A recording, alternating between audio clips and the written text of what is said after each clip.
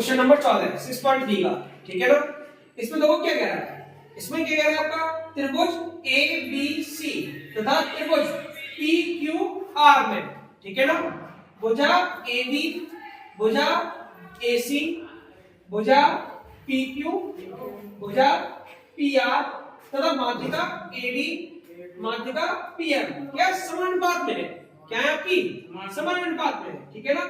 जब समानुपात में है तो हमने लिखा है दिया है AB बटे PQ, AC बटे PR, AD बटे PM, क्या है समानुपात में, तो अनुपात बराबर है, तो समीकरण नंबर 1 डाल दिया से।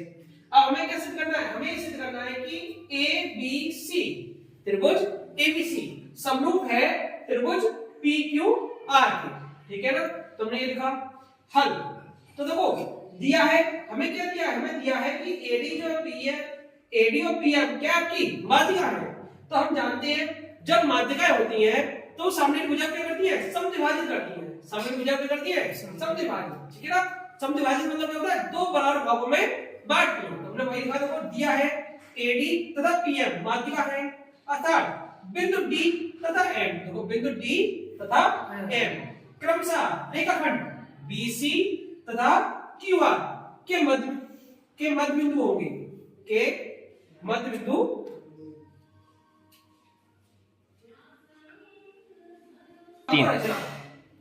मध्य बिंदु होंगे।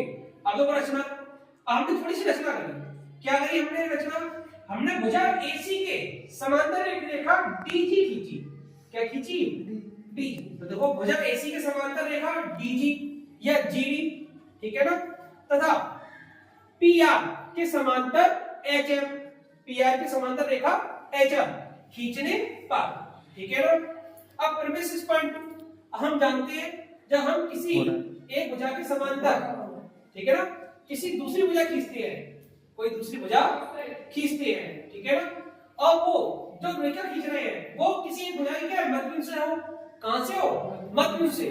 तो जो रेखा खींची है वह सामने वाली भुजा को भी क्या करती है, समद्विभाजित करती है, मतलब जिस बिंदु पर जाकर मिलेगी वह बिंदु भी क्या होता है आपका मध्य बिंदु होता है। तो देखो वही लिखा है हमने प्रमेय 6.2 से बिंदु G रेखा AB, देखो ये वाली रेखा का बिंदु G तथा बिंदु H रेखा PQ का क्या होगा, मध्य बिंदु होगा, क्या होगा आपका मध्य बिंदु।